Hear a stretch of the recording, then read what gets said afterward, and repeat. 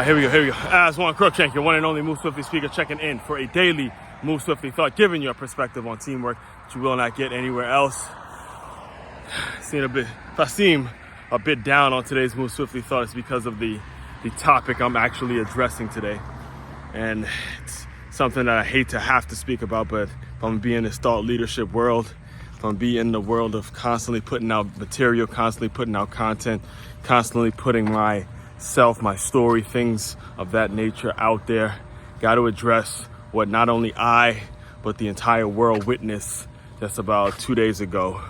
Recording this May 20th, 2024, and what I'm referring to is the video that was released on Sean P. Diddy Combs, of him absolutely assaulting Cassie Ventura. All right, and this one, like I said, it's not the easiest thing for me to discuss because you are speaking to someone who has witnessed two situations, two married couples, two different married couples, I should say, beat their wives. I've witnessed that growing up. There's actual, again, as I watched that video, I was wincing and cringing, and it almost got me emotional just thinking about it, and just the triggers that it hit watching the video as many times as I watched it, because I could not believe it. I could not believe, someone as of him of all people, and the reason it's so difficult for me to speak on this, because it's not anything. It's a sad day.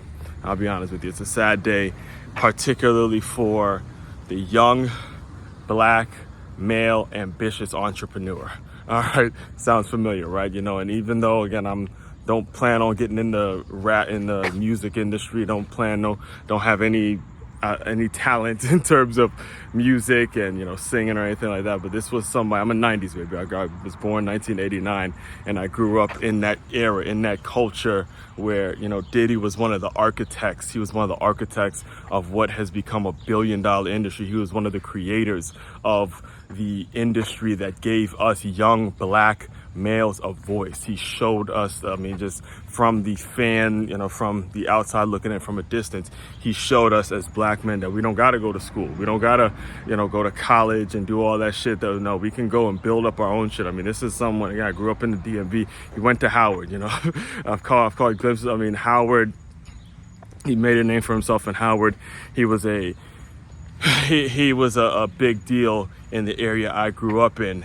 And, to see his downfall is something that's really, really challenging for me to discuss, because, there's no coming back, man. There's no excuse. There's nothing. I'm almost more disgusted at some of the people who've actually come out and tried to defend what they saw. There's no fucking way that's okay. All right. And again, I'm someone that has witnessed domestic violence, and as someone who has had clients, I've been a boxing trainer. I was a boxing trainer still am a boxing trainer technically. I can still teach women to box, but when I was actively doing it kind of on a full-time basis, there were women that came in who have been in really, really bad domestic abuse relationships, and teaching them how to box, and simply putting the gloves on, and getting to a place where they were comfortable enough with telling me about the situations, that brought tears to their eyes, just thinking about how much learning to box, how much learning to defend themselves, how much learning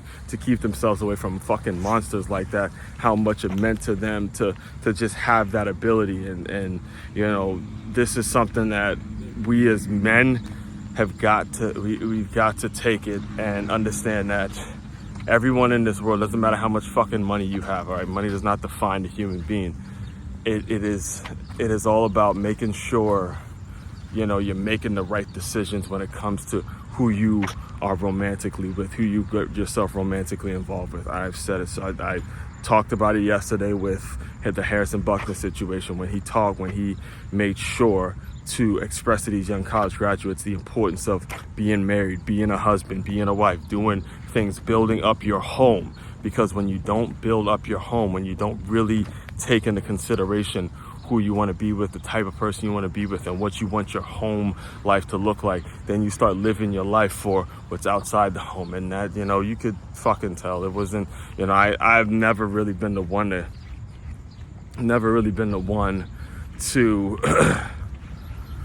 keep up with all these celebrity relationships, but you can tell the majority, all the fucking women he's been with, it was all for the show. It was never really much for the woman. It was all for publicity and shit like that. I mean, he's one of the most inspiring people. I mean, at least until a couple months ago, Diddy was probably one of the most inspiring entrepreneurs for me. He ran a marathon. He was fucking J-Lo at one point, man.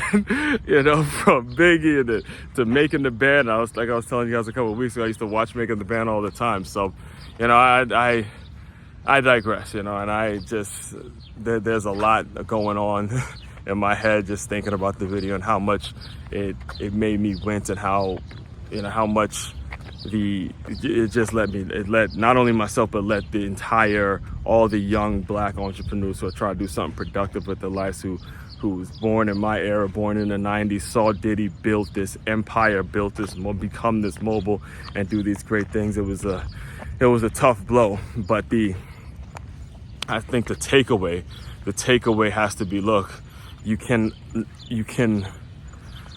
it's good to idolize people. It's good to see what people are doing and be inspired by them. But at some point, you're going to have to become your own man. At some point, it's going to be on you. It's going to be on you. All right? It's going to be on you to build up your own legacy. It's going to be on you to build up your own tradition, your own business, your own organization, your own family. And you can only spend a certain amount of time idolizing folks and kind of being a fan, per se, of folks. And at some point, sooner than you think, those people are going to just become human, and it's going to be on you to build up whatever legacy, leave whatever mark you're going to leave on this world, and learn from what Diddy went through. Again, you're talking about someone who had the entire world, at least from the outside looking in, had the entire world, and now his life is ruined. He's ruined. There's no coming back from what he did, all right? Main website to check out to dive deeper into all my work, makeyourmove.com. That's MakeYaMove.com. One-stop shop for your teamwork and your self-development needs. Aswand, Cruickshank, your one and only Move Swiftly speaker, checking out. You guys continue to move swiftly. We will talk more soon.